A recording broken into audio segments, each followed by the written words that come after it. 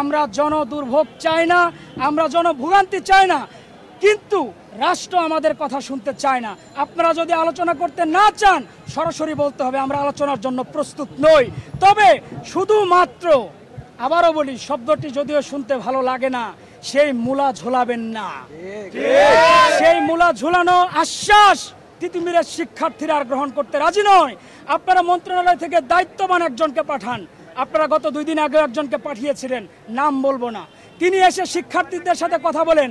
শিক্ষার্থীদের স্পন্দন শক্তি সম্পর্কে তার ধারণা নেই, শিক্ষার্থীদের পালস সম্পর্কে তার ধারণা নেই। তিনি কি বলেন, আগা নেই গোড়া নেই, যা ইচ্ছা তাই বলে যান। এভাবে নয়, আমরা চাই, আমরা জানি 24-এর বিপ্লবের পর সমস্ত প্রশাসনিক কাঠামো চেঞ্জ হয়েছে। সেখানে যারা বসেছেন তারা যোগ্য ব্যক্তি। এমন অথর্ব ব্যক্তিকে আমাদের এখানে পাঠাবেন না যিনি শিক্ষার্থীদের নিয়ে কথা বলতে প্রস্তুত থাকেন না। তার মন গড়া যেটা মনে হয় সেটা শিক্ষার্থীর উপর চাপিয়ে দিলে 24-এর পর 25-এ এসে শিক্ষার্থীরা এটা গ্রহণ করে নেবে না।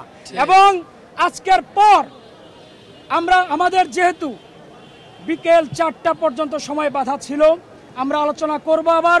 এবং আপনাদের যে নোটিশ মন্ত্রণালয় থেকে দেওয়া হয়েছে সেটি আমরা প্রত্যাখ্যান করছি।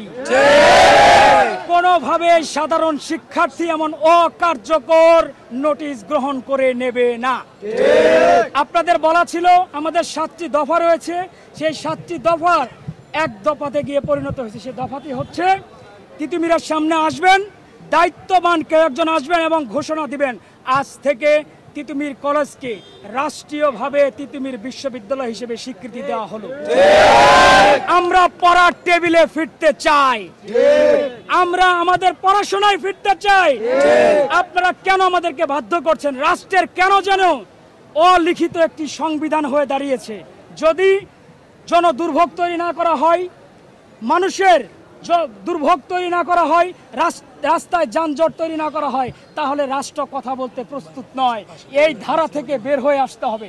আপনাদেরকে শিক্ষার্থীর পালস বুঝতে হবে এবং যেটা আলোচনা করতে চাই সেই ব্যক্তিকে পাঠান যিনি আলোচনা করার মতো যোগ্যতা রাখে।